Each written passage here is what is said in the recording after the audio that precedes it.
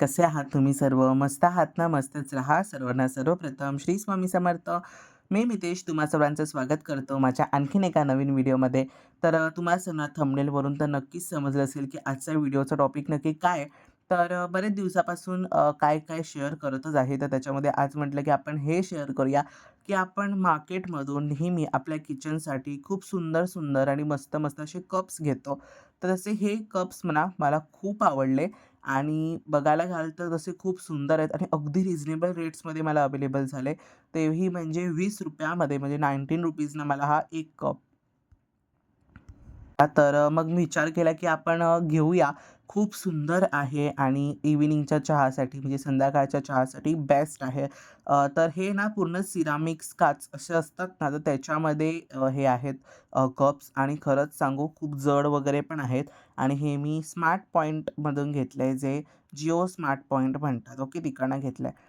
आपण नेहमी काय करतो, अशा सिरॅमिक्सच्या काही काचेच्या गोष्टी घेतो किंवा काचेच्या किंवा सिरॅमिक्सच्या अशा प्रकारचे आपण कप्स घेतो. त्याचं काय होतं प्रॉब्लेम, की जेव्हा आपण घरी घेऊन येतो, तेव्हा ते डायरेक्ट नॉर्मलच वॉश करतो आणि आपण डायरेक्ट यूज करतो. तर तसं करायचं नाही आहे. काही-काही वेळेस ना सिरॅमिक्स केमिकल्ससारखे सुद्धा असतात. तर ते यूज करण्यापूर्वी आपण त्यांना क्लीन कसं करायचं, तर हेच मी तुमच्यासोबत शेअर करतोय. तर काय करायचं, एक असं भांडं घ्यायचं आणि त्याच्यामध्ये म्हणजे आपलं ह्याचं भांडं नसावं ते. आपण जेवणासाठी वापरतो वगैरे म्हणून इथेही आम्ही प्लास्टिक टबचा यूज केलाय. त्याच्यामध्ये आपला बोटाला सोसवेल एवढंच गरम पाणी आपल्याला त्यामध्ये घ्यायचं आहे. त्याच्यावरचे कप्सवरती किंवा प्लेट्सवरचे वगैरे तुमचे जे काही हे असतील आपले स्टिकर्स तर ते तुम्ही काढून टाका.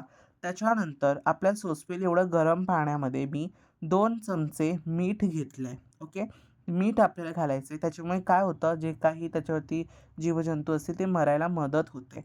त्याच्यानंतर मग आपल्याला हे जे कप्स आहेत ना, ते कमीत कमी अर्धा तास किंवा 1 तास असे पाण्यात ना छान डुबवून ठेवायचे आहेत. त्याच्याने काय होतं, की एकतर तो भक्कमसुद्धा होईल कप आणि त्याच्यासोबत त्याच्यावरती जे काही असे डस्ट पार्टिकल्स किंवा काही घाण असेल ना कणाकणानी, तर ती निघून जाईल. त्याच्यानंतर ह्यामध्ये तुमच्याकडे व्हिनेगर असेल, तर नक्की ॲड करा. ह्याच्याने क्लीनिंगला आणखीन मदत होते. थोडंफार व्हिनेगर असतो, तो आपण त्यात ॲड करायचा. व्हिनेगर नसेल, आपल्याकडे काय ऑप्शन आहे, तुम्ही सोडा घाला किंवा व्हिनेगर घाला. दोघांपैकी एक घाला किंवा तुम्ही मीठ, सोडा आणि व्हिनेगर दोन्हीही असं टाकलं, तर तुम्ही बघा त्याची रिएक्शन होऊन ते जो वरती फेस येतो ना, तो थोडासा ब्राउन कलरचा येईल. कारण ह्याच्यावरती जे काही घाण असते, तर ती त्याच्यातनं निघून जाते. ओके. तर त्याला आता मी छान साफ केलंय. आणि त्याला आता भिजत ठेवलेलं आहे आणि नंतर मग तुम्ही त्याला पूर्ण म्हणजे आपण म्हणतो ना आपण साबणाने जसं स्वच्छ करतो, तर तशा प्रकारे मग तुम्ही क्लीन करून घ्या. त्याच्यानंतर आणखीन मी किचनसाठी एक सुंदर गोष्ट घेतली, की ती म्हणजे आपल्या ह्याला कटलरी होल्डर असं म्हणतात. तर हा कटलरी होल्डर मी घेतलाय. पहिला माझ्याकडे ना प्लास्टिकचा कटलरी होल्डर होता. पण जसा मला हवा होता अगदी तशा प्रकारे काय मला तो कटलरी होल्डर मिळत नव्हता. फायनली तो मला मिळालेला आहे आणि ह्याची इतका रिझनेबल होता तो म्हणजे ₹89 ना हा मला पडला आणि खरंच खूप सुंदर आहे, रिझनेबल आहे आणि जाडजूड पण आहे. त्याचं स्टीलसुद्धा खूप जाड आहे. ₹89 ना मला पडला. आपण अशा प्रकारे जेव्हा कुठे स्मार्ट पॉइंट, डी-मार्ट कुठला प्रमोशनल व्हिडिओ नाही, पण मी सांगतोय. अशा ठिकाणून जर खरेदी केली ना, तर खरं सांगू बऱ्याचशा गोष्टी आपल्याला ह्या रिझनेबलच पडतात आणि आपले सेव्हसुद्धा पैसे होतात. त्याच्यानंतर आता तुम्ही म्हणाल ही कटलरी अशी ठेवायची नाही आहे, त्याच्यामध्ये उपडी घालायची म्हणजे जो काही सुरीचा जो भाग आहे तो आलती गेला पाहिजे. तर ते मला माहिती आहे, पण आता मी सध्या पटापटा असंच ठेवून गेलो कारण माझ्याकडे घाई होती आणि त्याच्यात त्यात मी पटापटा असं ठेवलं आणि घेतलं त्याला. म्हटलं आपण नंतर काय ते छान त्याला ऑर्गनाइज करू. पण आता तात्पुरता पटापटा छान होऊ दे. कैची किंवा त्याच्यानंतर जे काही आता प्लास्टिकचे स्पून्स म्हणा किंवा लाकडी आपली कटलरी असते ती म्हणा, काही म्हणा, तर ते तुम्ही ह्यामध्ये ठेवू शकता आणि अजिबात त्याचा तोल वगैरे जात नाही. आणि माझा जो जुना कटलरीचा जो कंटेनर होता, तर तो अशा प्रकारचा बघा हा प्लास्टिकचा होता आणि तो तुटतसुद्धा होता आणि सारखा पडायचा. तो स्वतःला त्याचा काही तोल राहावायचाच नाही. म्हणून मग मी तो सुद्धा घेतला आणि कप्स मी घेतले. ते पण मस्त असे छान क्लीन झालेले आहेत. तर अशा प्रकारे तुम्ही काचेचे किंवा सिरामिक्सचे प्रकारचे असे कप्स, प्लेट्स असतात ना, तर तुम्ही अशा प्रकारेच क्लीन करा. जेणेकरून ते खूप छान साफ होतील आणि काहीही तुम्हाला पुढे प्रॉब्लेम्स होण्यापेक्षा आत्ताच जर तुम्ही त्यांना छान क्लीनिंग करून यूज करत असाल, तर ते तुम्हाला खूप म्हणजे खूप असं हेल्पफुल पडणार आहे. त्याच्यानंतर मग आता मी शेअर करतो तुमच्यासोबत, की काही असे पॉइंट्स असतात, बरेच जणांचे विचार आहेत, की दररोजची आपण अंघोळ करतो तेव्हा पंचगव्यनेच अंघोळ करायची. पण बऱ्याचदा आपल्या पंचगव्य अवेलेबल होत नाही, तर त्यावेळेस आपण काय करायचं? मी हे आधीसुद्धा शेअर केलं होतं. तर त्यावेळेस आपण काय करायचं? आपल्याकडे घरी तर सगळ्यांच्याच घरी मीठ हे असणारच. तर त्यामध्ये आपण मीठ आपल्या अंघोळीच्या पाण्यामध्ये घालायचं. मीठ घातल्याच्या नंतर त्यामध्ये तुम्हाला हळद घालायची आहे. मी तर तुम्हाला सांगेन, जरी तुम्ही मीठ नाही घातलं तर हळद घालून नक्की अंघोळ करा. ह्याच्यावरती जे काही असेल ना, तर ते मी तुम्हाला हळू जे आपले व्हिडिओज येतील तर त्याच्यावरती शेअर करणार आहे. तरी पण मी इथे तुम्हाला शॉर्ट फॉर्मली सांगतो, जी काही निगेटिव्ह एनर्जी तुमच्या घरामध्ये असेल किंवा तुमच्यात असेल, तर ती जायला बऱ्यापैकी मदत होते. त्याच्यानंतर ह्यामध्ये गोमूत्र तुम्हाला घालायचं आहे. गोमूत्र अगदी थोडंसं घाला, चालतं. त्याच्यानंतर अजून मला कमेंट आली होती, की "मितेशदा, तू शॅम्पू कुठला यूज करतो केसांसाठी?" तर सध्या तरी मी नवीन प्रकारचे काय-काय असे सध्या वेगवेगळे शॅम्पूज यूज नाही करत आहे. आता गेले बरेच दिवसांपासून मी एकच प्रकारचा छान शॅम्पू यूज करतोय आणि तो कोणता आहे, तो तुम्हाला मी पुढे शेअर करतो. कुठलाही प्रमोशनल व्हिडिओ नाही आहे, पण त्याच्यावरचे जे काही डिटेल्स असतील ना, तर ते येणाऱ्या व्हिडिओजमध्ये तुम्हाला कळेल. आताच्या व्हिडिओजमध्ये मी नॉर्मली तुम्हाला ते दाखवलं आहे. तो मी हा बीर शॅम्पू यूज करतो. खूप छान आहे आणि रिझल्टसुद्धा याचे खूप भारी आहेत. तर ह्याच्यावरचा जो काही डिटेल्स असतील, काही असेल, तर ते मी लवकरच तुमच्यापर्यंत पोहोचवणार आहे आणि सर्व काही गोष्टी तुमचे प्रश्न होते.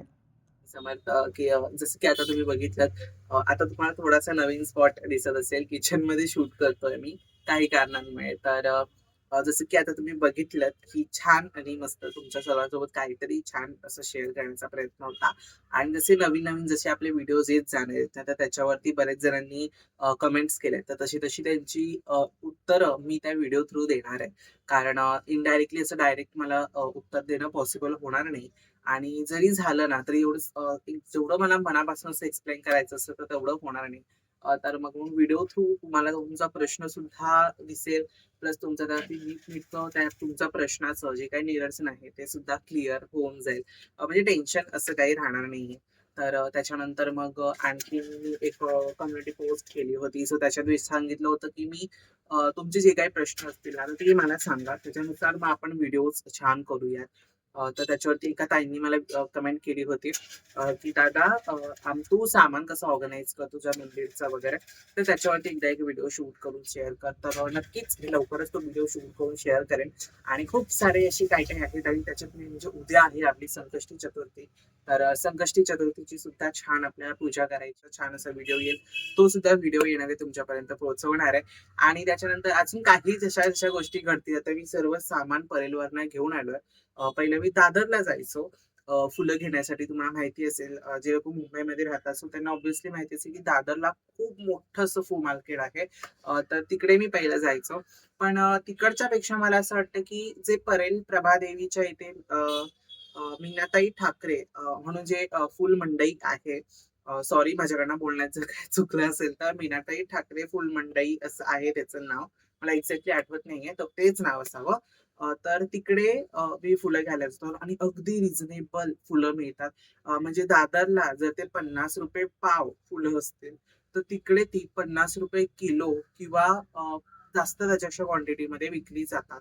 म्हणजे किती रेट्समध्ये फरक आहेत आणि तुम्ही बघा, सेम क्वालिटी असते, सेम फुलं असतात. फक्त रेट्स त्याचे दादरमध्ये आल्यावरती बदलले आणि तिथे परीमध्ये चेंज आउट झाल्यात. तर मग मी तुमच्या सर्वांसोबत एकदा तरी नक्की शेअर करेन, की मी फुलं सुद्धा कुठून घेतो. मी तिकडनंच घेतो.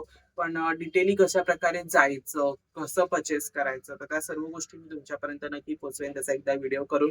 मग त्याच्यानंतर कालच्या व्हिडिओमध्ये असे प्रश्न होते, की आता तुझी 12वी आहे, सो तू YouTube थोडंसं कमी प्ले आउट कर आणि त्याच्यानंतर मग तू स्टडीकडे जास्त फोकस कर. तर आय नो, मला माहिती ही गोष्ट, की YouTubeकडे थोडंसं कमी लक्ष द्यावं पाहिजे. पण त्याच्यात काय होतं माहिती, जर मी YouTubeकडे पूर्ण कमी लक्ष दिलं, तर जे काही व्ह्यूज आहेत ते आपले ते डाउन होत जातील आणि रीच सुद्धा व्हिडिओचा कमी होत जाईल. सो मग म्हणून मला ते होऊ द्यायचं नाहीये माझ्या व्हिडिओजमध्ये. सो मग म्हणून मग मी प्रयत्न केला, की काही-काही असे व्हिडिओज आहेत, जे तुमच्या सोबत मागच्या महिन्यात ते शूट झालेले आहेत. लास्ट मंथला ते शूट झालेत आणि ते आत्ता तुमच्या पुढे येतायत. म्हणजे सोशल मीडिया आहे, सो ह्याच्यावरती तुम्ही लगेच विश्वास ठेवू नका, की ही आताचा ताजा तवडा आमच्यापर्यंत आलाय. प्रत्येक कंटेंट क्रिएटर किंवा प्रत्येक इन्फ्लुएन्सर तुमच्यापर्यंत शूट केलेलं असतं. त्यांच्यावरती एडिटिंगला दिवस जातात. त्याच्यानंतर बरेच व्हॉईस ओव्हरला दिवस जातात. तशा सगळ्या काही गोष्टी असतात. त्याच्यानंतर तो व्हिडिओ फ्रेश तुमच्यापर्यंत येऊन पोहोचतो. आणि माझं सुद्धा तेच झालंय. आधी आता माझा फोन 256 जीबीचा आहे. सो बरेच व्लॉग्स म्हणजे एका वेळेला 20 ते 25 व्लॉग आरामात शूट करून प्लस ते सेव्ह सुद्धा राहतात. सो मग मी असे बनवून ठेवले ब्लॉग जे मी तुमच्यापर्यंत हळू-हळू पोहोचवू शकेन. तर असे काही-काही त्यातल्या गोष्टी आहेत. आणि मी सध्या प्रयत्न करतो, की मी ते डिटेली तुमच्यापर्यंत पोहोचवू. आणि छान तुम्हाला सुद्धा त्या व्हिडिओचा एक असं म्हणतात ना, की फायदा होईल. व्हिडिओ टाकायचा आहे म्हणून मला टाकायचा नाहीये. तर त्या व्हिडिओचा तुम्हाला फायदा झाला पाहिजे. काहीतरी त्यातून चांगला विचार म्हणू नका किंवा चांगली गोष्ट म्हणू नका किंवा चांगले संस्कार म्हणू नका किंवा कुठली तरी चांगली थिंक म्हणू नका. तर ती तुमच्यापर्यंत पोहोचली पाहिजे. म्हणजे YouTube चालू केलंय किंवा YouTube सांभाळायचंय, व्हिडिओला रीच आणायचंय, काही करायचंय, मग कसेही व्हिडिओज टाकायचे असं माझा स्वभाव नाही किंवा मला तसं आवडतही नाही.